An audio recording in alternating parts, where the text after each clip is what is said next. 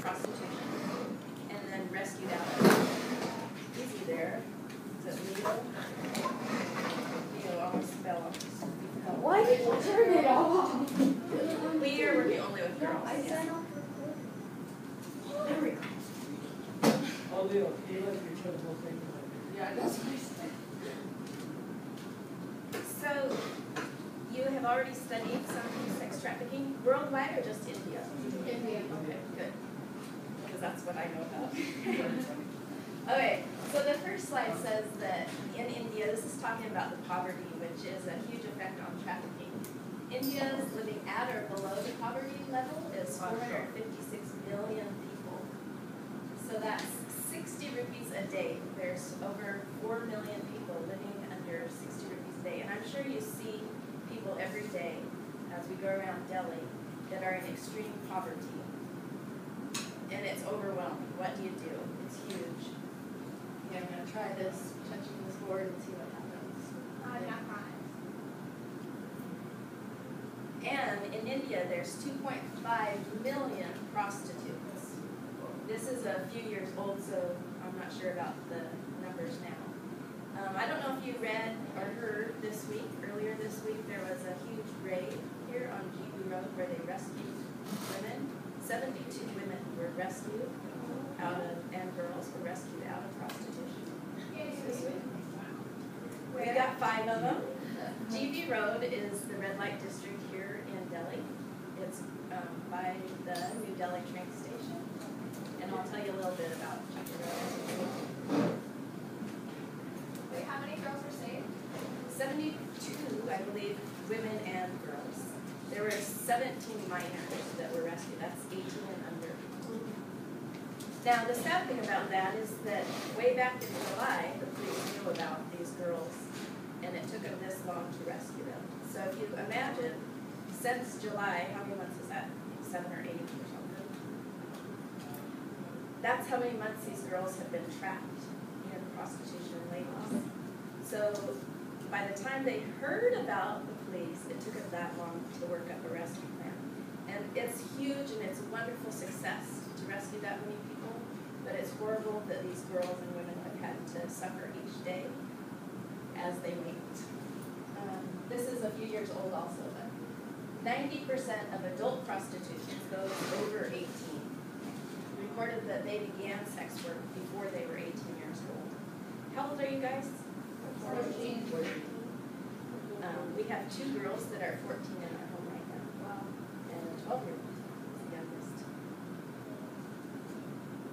Most of these women that had started before they were 18 were sold into prostitution. So that's 90% of the prostitutes in Mumbai have been sold and trafficked. And it could be more, that's just saying the minor girls where they started. In India, 200 women or girls enter the sex trade every day. 80% do so under coercion, meaning they're forced into it. There's other reasons that women choose to become prostitutes, but 80% are being forced. It's against their will.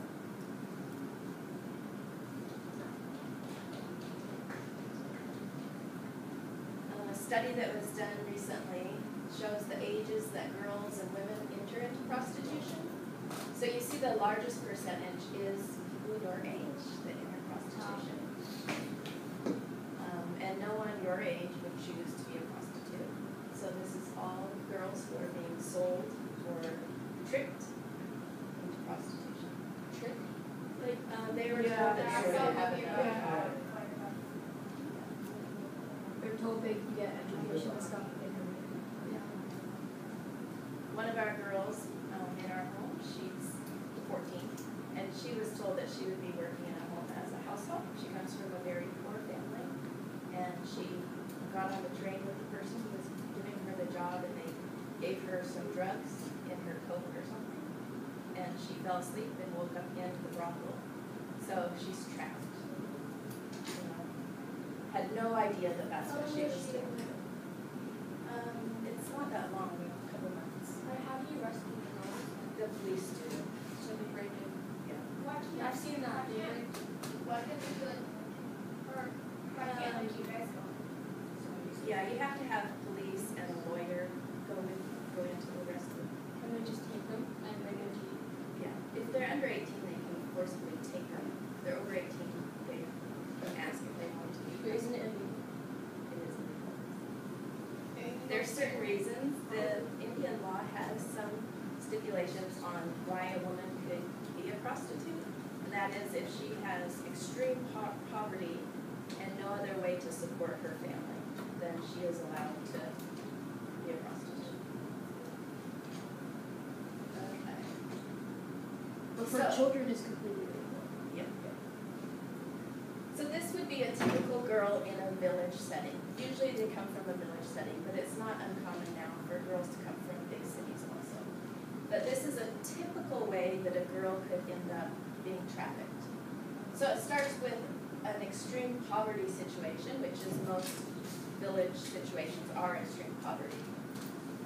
There's an ignorance. The girl doesn't know that the story she's being told about, let's go to the big city, there's a job for you, you can send money back to your family. She believes that. And it's often, she's told that by someone she knows and trusts. It could be an auntie or an uncle or someone who has gained her trust is now gonna sell her. And then if you have natural disaster, like we've had flooding, there's been earthquake, any natural disaster. When the tsunami came down south, many girls were trafficked during that time. So they're desperate at this point. Then you have parents that sell their own children. They may think that, this is very sad, but it's true, they may think that I want to get a TV. And so to get money, they're willing to sell their child. Kidnapping happens. We have a girl with us who was kidnapped. And they're deceived. Oftentimes, a young girl will have an older boyfriend, and she'll enjoy spending time with him. He's treating her great, giving her all of the things that she wants, and then he'll say, let's go on a picnic, go on an outing. And he gives her a drug or gives her a sad story of why she needs to go to the city with him, and then he will sell her. And then there's the desperation for survival. We actually have a girl with us who willingly came to the city to work in a home, not as a prostitute. But once she got here, she was raped continually for 3 days. And then the person that owns the home took money from him to come in and rape her. And oftentimes, the auntie or the uncle that first takes their relative, the young girl, to the city to help her find a job will turn around and sell her to someone else, so that they can't track where the girls come from. So they're getting money from one person and they don't really know what's happening to the girl. So that's a typical way that a girl is trafficked into prostitution. The way she is kept there, one way is through fear. She's told that if you try to leave, the police will just bring you back. Oftentimes, the police are customers there in the brothels. The police come and get bribes from the brothel owners to not close them down. So every month, the police will come and get 20,000 rupees from each brothel. And that way, that's their protection, the brothel's protection, that we're not going to come and rescue or take the girls away from you. So they don't trust the police. The police are bad, evil customers that abuse them. They're told that if you try to run away, we know where you live, we're just going to take your younger sister, or we're going to kill your parents or something. So it's like she's brainwashed while she's there. She's told over and over again, this is what's going to happen to you if you try to escape. And I'm sorry if I say things that are too graphic. That's okay. It's a good experience. Shame is another reason a girl stays in prostitution, in brothel. She's told that she's good for nothing now. She feels very unclean and shameful about what's happened to her. She believes that it's her fault, that for whatever reason she was foolish to believe this, and so it's her fault that she's there. Her family's not going to accept her back. In many cases, that's true. She is damaged. She's a damaged property that she'll never be able to find a husband. So it's a very shameful thing for a girl. And the debt. She believes, or she's been told that she was here for a job. Her parents have been given money and she has to pay off that money, but she never can pay that money off. She'll be charged for any medical expenses, her food, her living expenses. She'll never be able to break that debt. And they're not keeping track anyways. It's just a way to keep her there. This is GB Road, the red light district in Delhi. Looks like many other roads in Delhi. On the ground level are shops, many of them like mechanic shops, plumbing shops, places that mostly men would shop at, which is fine. So you'll see lots and lots of men on this street. The interesting thing on this street, as you walk around Delhi, you oftentimes have to walk and look down because the road is so uneven. But the interesting thing on this street is that men walk looking up because they know that this is the brothel. On above each of these buildings, those are all brothels. On GB Road, there are 96 stairways. In between these buildings, there's little stairways that go up. There's a picture of them. That's a close-up of the upper. There's stairways that go up. There's 6 brothels as you go up. On each side, there's 2 on each floor. And there will be 5 to 20 girls in each of these You brothels. say many of the girls. Yeah, we just. All the 72 were from GB Road. Also, there's no more. Oh, there's many, many more still there. That was just one brothel. Why can't they go in like the same? Because the police are getting money to keep them out. And they have to build a case against them to prove that there's a minor girl there. So minor girls are kept locked up so that they're not easily seen. Okay, so there's 96 stairways. There's 6 brothels on each of those stairways. So that's almost 600. And there's 5 to 20 women or girls at least.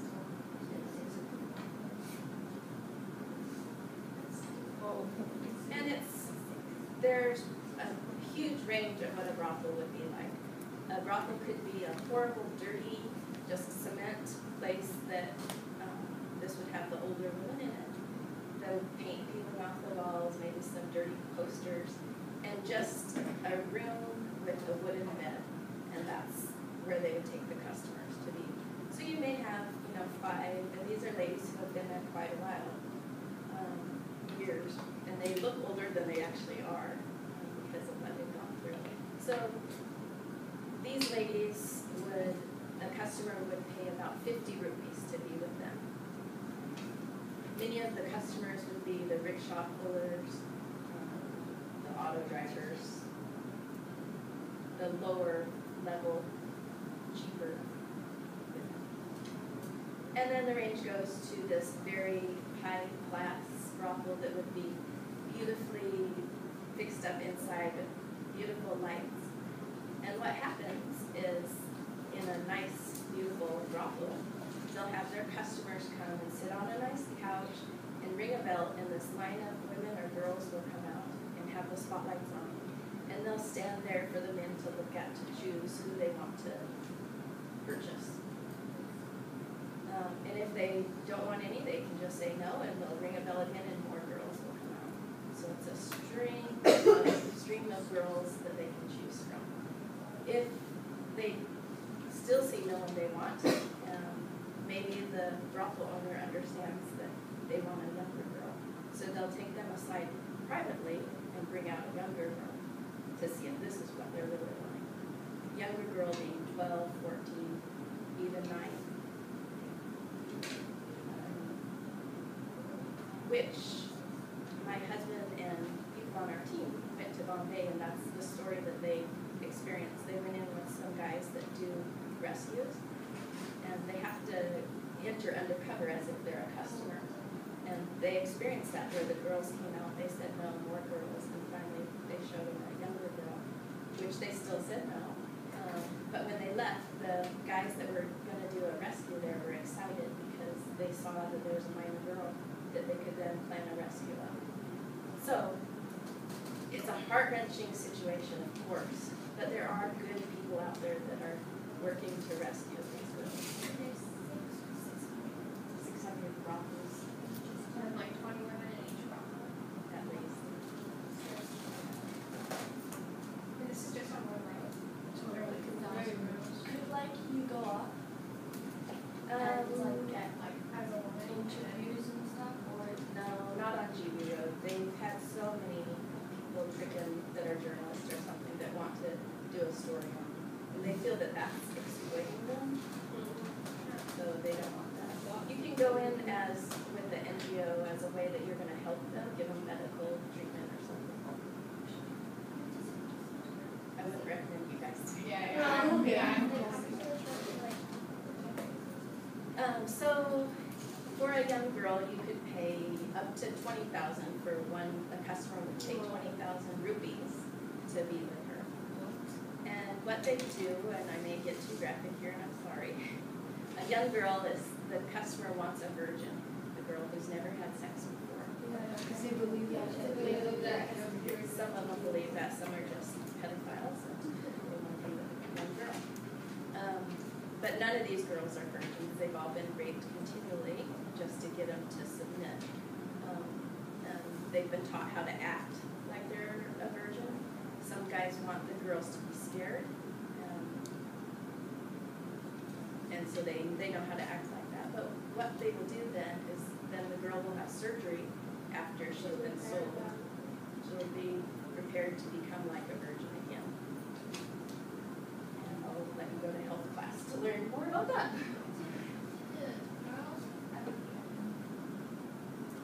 Once in a while, a girl will get some money, but not 20,000. So these are ladies, actual ladies on GB Road. These are the older ladies. So what they do, they'll go out on the balcony, the older ladies will, and they'll call out for customers to come. They'll get the attention of the men down below and let them know that you can come up. This is the stairways I'm telling you about. So this, in between the buildings are these stairways. Some of them will have locks on them, and that's a good indicator that there's probably minors in there. But you have to have a middleman outside that's going to make the arrangements for you to go up and be with the girls. Many of the brothel windows will have bars on them. That's to keep the girls in.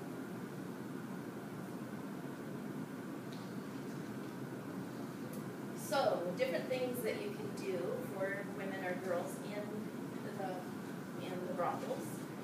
You can go in to do some work with them.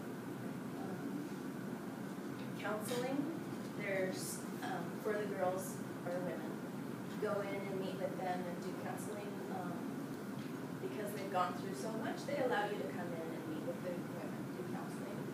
Healthcare is a huge thing. They're not taking the proper medical care. So we know a lady who has set up a clinic on GB Road that the women can come to. This would be older women, not the girls. Come to and get free medical care. They get like skin infections. We have a girl that has scabies, which is the bugs under your skin that just itches. Because the men that come see them are not clean. And so they're picking up all these sicknesses, bugs, lice, horrible lice. So they can go get treatment. And not only that, many of them are pregnant, they get STDs. Yeah. Many of them will get HIV/AIDS. are many of the girls who you rescued HIV positive? So far not. Is it because they used to have protection? It could be that they just haven't been there long enough to pick it up from someone.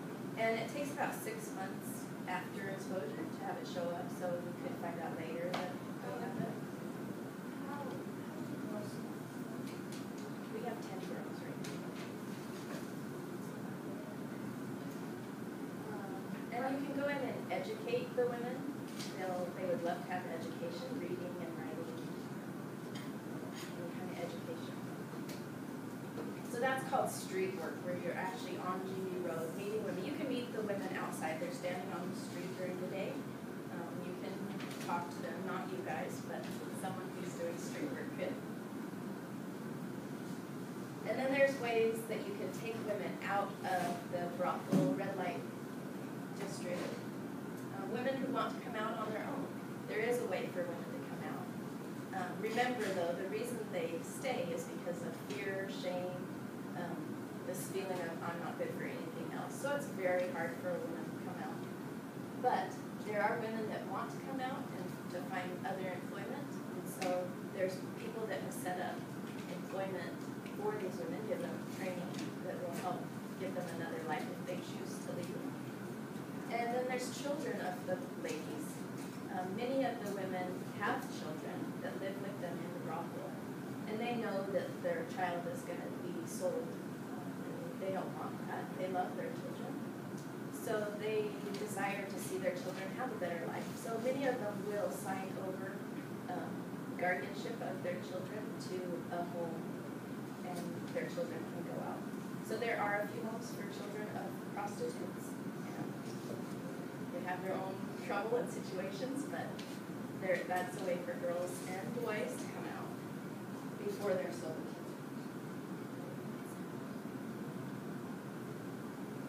Okay, so this is the alternate work. You know the open hand here, Chris John who runs that. He also has a factory that employs many of the women who have chosen to come out of the red light district, and they make clothes, and he pays them a reasonable wage. Okay. Then the other way for them to come out, the enslaved minors. The only way for them to come out is through being rescued. It's a forced exit, and that's what just recently happened a couple days ago. So you have to have the police, lawyer, and social workers have to go in. They have to be able to prove that there's minors there. One way they do that is through the men who go in posing as customers, and they'll see that there's a minor, pay to be with her, take her into the room, and call the police that are waiting downstairs and say there's a girl here, come up. Do the girls get scared? Do they try to run away like the police? It's oftentimes, Is there yeah. scared? And in the brothels, there's a lot of hiding places. There's little cubby holes everywhere that they'll put the girls when a rescue is happening, to try to hide them so the police don't take them away. So far, the brothel find out that some people. Yeah, once a person is known as I am not really a customer, then he's in danger. So they go around. Say again? It's not like the brothel owners just go out and like turn them. Yeah. Does that happen? I haven't heard that they've been beaten up, and a few NGOs that do rescuing have lots of, and they're not going to act properly towards each other. They'll hurt themselves. A lot of cutting happens. Yeah, it's just not a happy place. Yeah. And so the first off home or long term. So when the government has these girls, they can send them to any government licensed home. There's not that many for all the girls that are rescued. There's a lack of homes. And that's a first stop until they do their court case and figure out where the girl came from, if it's safe for her to go home, what to do with her. Then after that could take 6 months. Then they decide to send her to a long-term home, and hopefully that's a safe place for her. So Courage Homes is a first stop home. We take girls right away. Their first day that they've been rescued, they can come to our home if the government sends them. They have to be sent to us. While they're with us, and I strongly believe that India needs more homes like Courage Homes. While they're with us, they'll get counseling. We have a trained counselor, education. Girls in the government homes don't get education at all. So we're trying to give them some education in order when they leave us, they can enter into school. We give them proper food. When the girls come, are they like really damaged and There's different situations that the girls come from, but the girls that come from the brothel all have this attitude of I want to go back, and I like my customers, and it's just this brainwashing thing that's gone on with them. So they actually don't object, they kind of want to go back. Some of them would say they want to go back. Do they like, run away? They could not. Kind of. We've only been open How much, like, beds and stuff do you have? we have space for 25 girls. Do we have one? Yeah, so we have women, at least women are with them at all times. So we're watching over them. They definitely trust women more, yeah.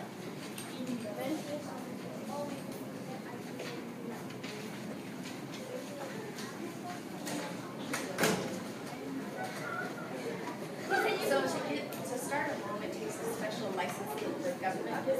Yeah. 2 years, and we still don't have our license. So it's not an easy process. But they're sending us girls anyways, and say it's in the mail. So we'll see. But it's totally not an easy process to open a home, which may be why there's not more homes. What comes next here? Okay, so what I said, this is what Courage Homes is. What we have to do when a girl comes is take her, the police will bring her to us and they'll have a report filled out. We will have to take her then to the Child Welfare Committee. She's been sent by the Child Welfare Committee, but we have to take her back and present her there, and they hear her case. They're considered a judge, so they'll hear her case. And then she has to go to court visits, where depending on her situation, if it was a family member who has abused her, then she has to go with the family and talk before the judge and give her case. Hopefully, we've seen over 10 arrests through our girls' testimonies. Our social worker will then have to go find this girl's home and do a home study to see if it's a safe place for her to go back to figure out how did she end up being trafficked. Was it a family member? Was it a boyfriend? Is it safe for her to go back? Not only is it safe, will her family accept her? Is it going to be a place where the community is going to accept her back in? Or will she continually be an outcast and a shameful person to have around? So that's what our social worker does. She'll write this report and present it to the CWC and encourage them to do what's best for this girl. All this is supposed to happen in 6 months, but many times a girl doesn't know where she's from. If she's young especially, she's from a village, she may know the name. She can't tell you which part of the city she's from. So oftentimes, because many of these girls are not educated, so it takes a while to track down the family members to do the home study. Meanwhile, at Courage Homes, the loving care, we've all been trained in a 10-step program of therapy for trauma education. Like I said, many of the girls are not educated. We have 2 right now that haven't had any education. So even reading the Hindi alphabet, they can't do. Life skills training, we have 100 lesson plans for the girls to go through. Things like hygiene. It's amazing what they don't know, but hygiene, how to clean yourself, how to brush your teeth, how to take care of your hair with lice in it, what to do. We talk about relationships, we talk about education, the importance of education, talk about cooking, things that will help a girl to improve her standing in society. We talk about how to not get trafficked again. It's very important for a girl to know this is what happens. And then in the therapy, trauma counseling, we teach the girl that you're not the only one that this has happened to. Because a girl may feel like, I'm the only one. I was stupid, I put myself in a vulnerable position, and this has happened to me, I'm very shameful. But once she realizes that this happens to many, many people, it helps her to be able to tell her story, to not keep it as, this is my secret, how can I tell anyone about this? Which helps in the healing process for her. Medical treatment. A again, they've been extremely abused, which causes medical problems, but they also have diseases, infections that haven't been treated. A girl could have 12 abortions a year.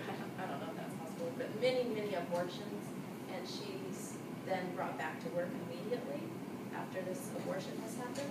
So much infection. It's not through proper doctors that do these abortions.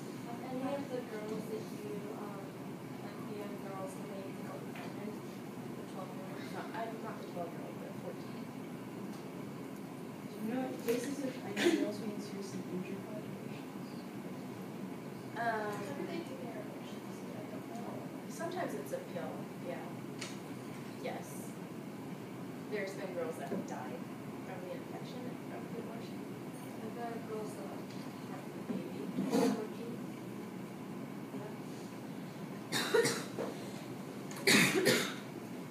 Yeah. Just when I think about all the different medical issues that a girl has to endure, it just makes me mad at men. But like we have a girl that can no longer control her urine and bowel movements. It just comes. And she's had that problem for years now. So can you imagine living with that? That you're always smelling, you will always be an outcast because of the situation. And that's through the abuse that she's gone through. Are they still expected to work when they're pregnant?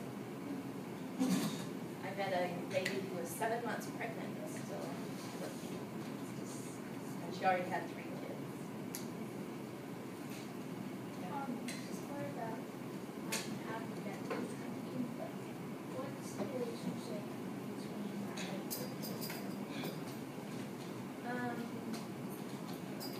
Again, it's all through the poverty, I believe. So migrant workers could very well, they come here to think that they're making a better life, they're gonna make money in the city. And find that that's not the case, people are just using them. And so they may see that this is the only option for me to make a lot of money.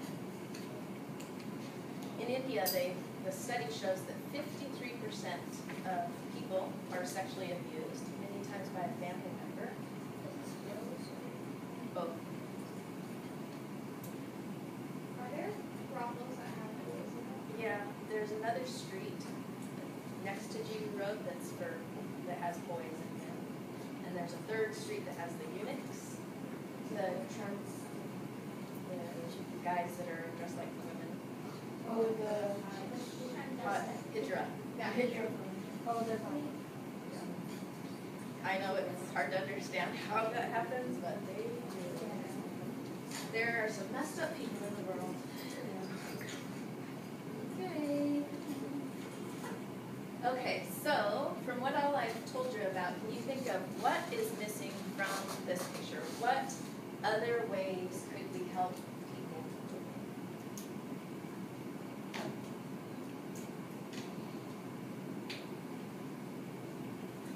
Like permission?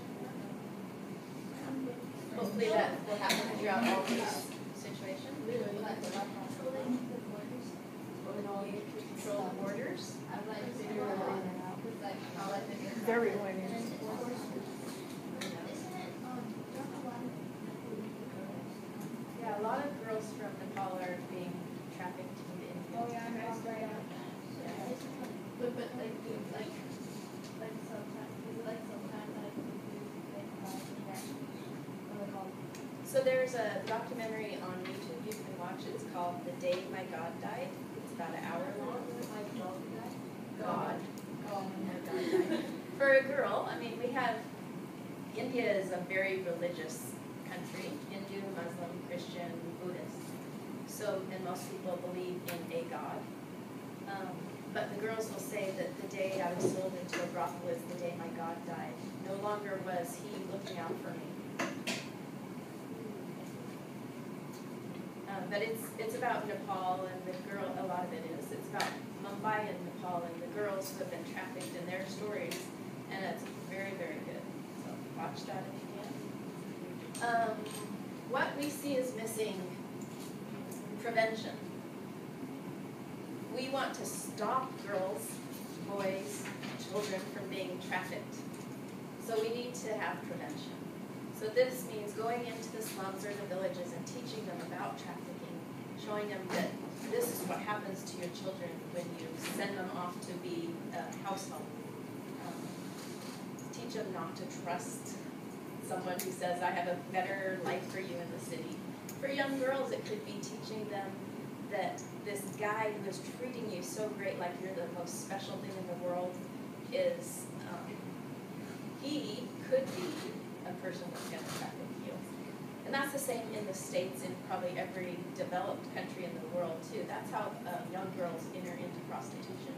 Usually is through this older boyfriend that treats them wonderfully, and they might have a hard family life, and so they're gravitating towards this guy who is great and has money and treats them so well, and people say, now you have to go, please, let me sell you to this guy for one night only, and we can get some money, and that's how it happens. Are there any international or foreigners that are in these brothels? That are There's- kidnapped and stuff? Yeah, definitely Nepal and Bangladesh. No, she's like, other like European. Not that I know of, but the way for the Europeans or Americans or anyone, you may see there's different ads in newspapers and magazines about massage or escort services, and that's just prostitution. So a lot of those will say we have European girls. So yeah, it happens, but it happens differently than the foreigner would be more. So I doubt you would find them on GB Road, but I could. Would you like them No. Girls here from Delhi could be easily tricked into like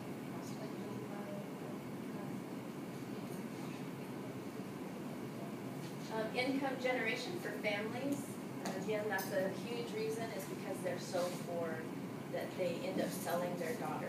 Women and girls have a less value here in India, sadly. So it's, when you have a daughter, you think, I'm going to have to pay for her education, I have to pay a dowry for her to get married, I have to, pay for her first year of marriage, all these things that a family thinks, here's my baby daughter, all I see is how much she's going to cost me. And so it could be easy for some people to get rid of this burden and get money from it. So to give a family another way to make money, to employ them at a reasonable wage,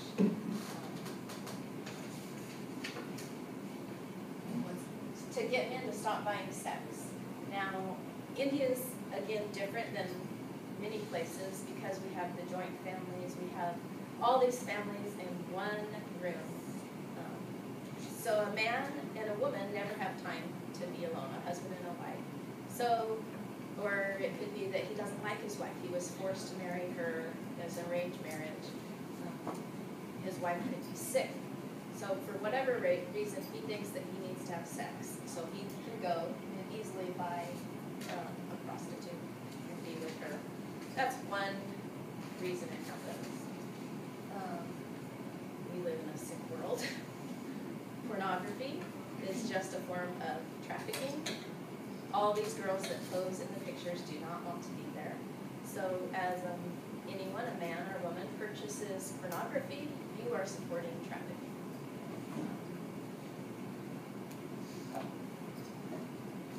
Yeah, so teaching men, some men won't care.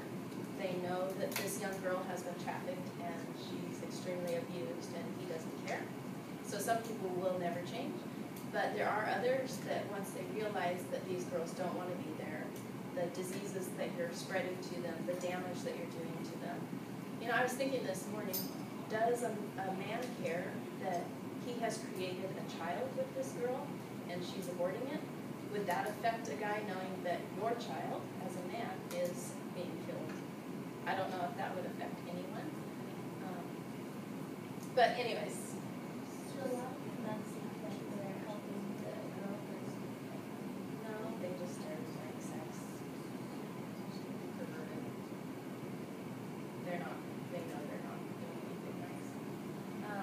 one girl was rescued a few months ago because she built up a relationship with this customer that came back several times. And she did tell him that she wanted to go home, and he let her use his cell phone, and she was able to call home to her family. And they then called the police, who built this case up, and she was rescued. And they actually had to use the customer as the decoy to go in to rescue Was her. the customer going there undercover or was it? He was a customer for field. Having sex with her. Yeah. It's disgusting. Well, the police kind of blackmailed him into it.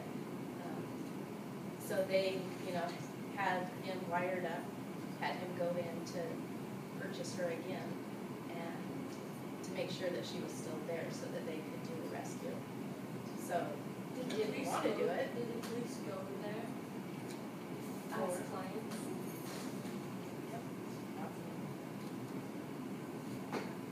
There was actually, we're almost out of time, but there was actually a police lady on GB Road who was featured in the CNN Heroes this last year. Very strong, powerful woman that would go into the brothels and say, if there's any young girls here, she'd write her phone number on the wall and say, they can call me. If anyone wants out, I will come and help you out.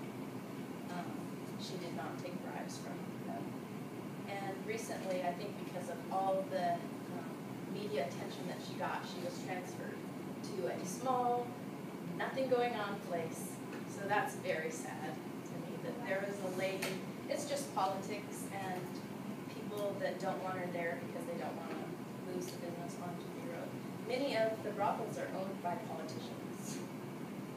Fantastic. Corruption. Okay, I think we're done. Yeah, that's it. So if you have any other questions?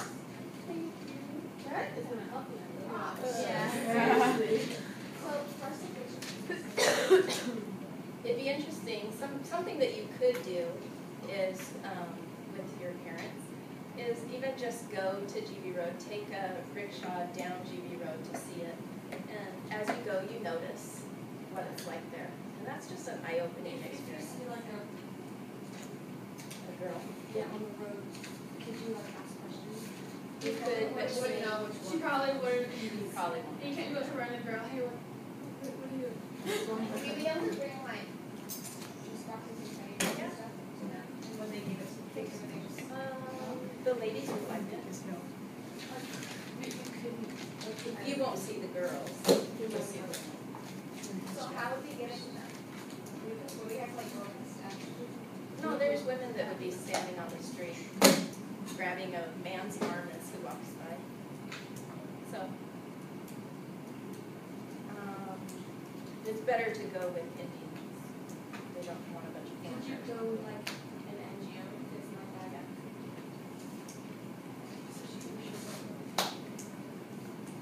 Any other questions?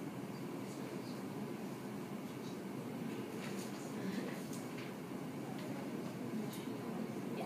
How many clients can I have? Well, there's been a young girl that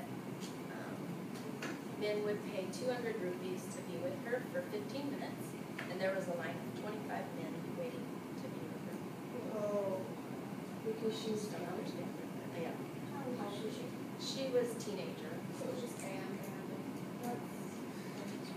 It's disgusting and mind-blowing that I just think, does a guy really like that? And most men are not like that, but apparently this is where the men that are like that go. It's just a sick world, but I have to remind myself that not all men are sick, in this line of work that we see these horrible things that have happened. To remember that there are very, very good men too. And we have great men working at church homes, very godly men that see these girls as princesses, that they're protecting their daughters. Very good men. And there's also been some wonderful police that have brought the girls to us, which I was surprised, that treat these girls with respect. They're treated as a victim and not as a criminal, which I was surprised because I've heard so many bad stories. And one of the girls. India has grown in the last couple of years to treat the girls as victims, and the police are getting training. So no, they should not be.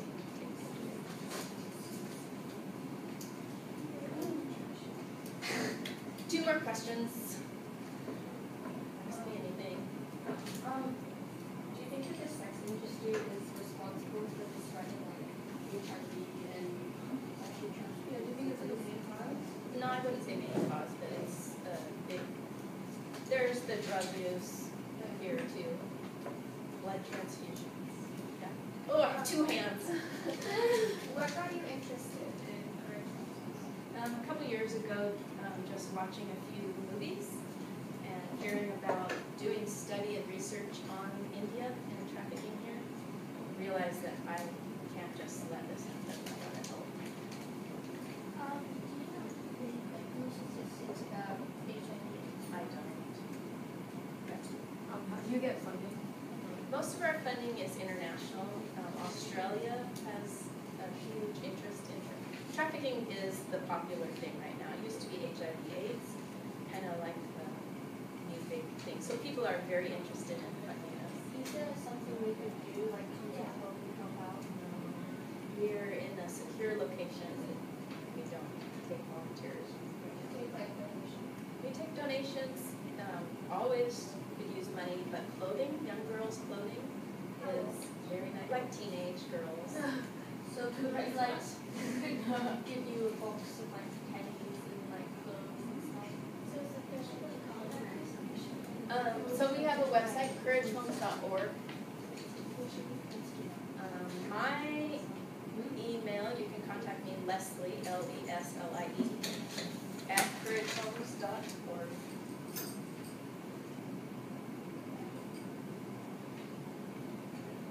Our house has been furnished by donations, so all our furniture has been generously given to us through mostly expats living in India, and it's beautiful.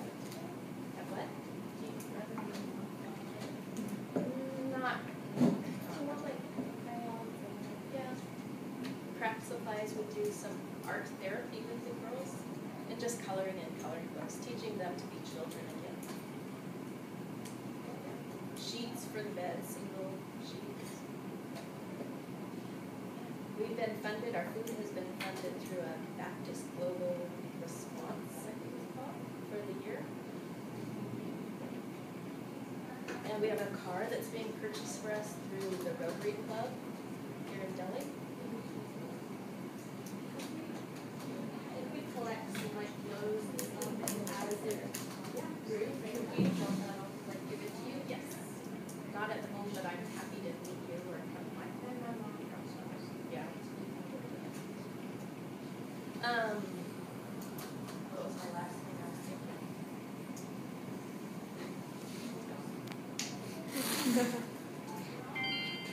It's 10:30, so I don't know. Thank you.